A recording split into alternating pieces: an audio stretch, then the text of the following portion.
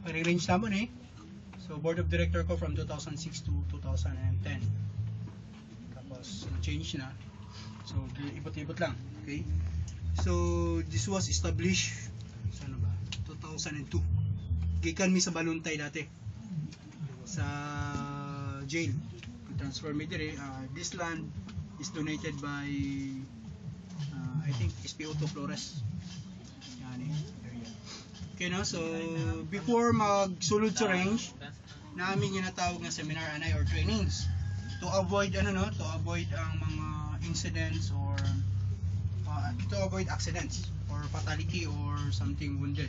So ingon nila gansi the practical shooting is in dangerous game, no, dangerous sports, pero para sa mga may makalingaw. Sa hobby. Okay, so actually pinaka-safety ni if you abide rules. Kanang sports dili safety. No, kung dili ka mag-abide sa rules and regulation. Basketball ganit may mga madisgrasya, no. So also practical shooting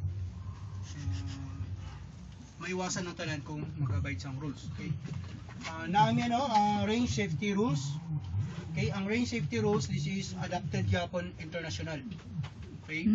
So do not carry a loaded weapon inside the range except at designated firing points. Ang designated firing points nato is kaning mga bay. Okay?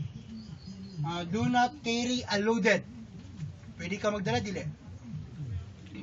So, pwede ka magdala, pero dapat hindi loaded. Okay? When you say loaded, wala nakasulod sa barrel.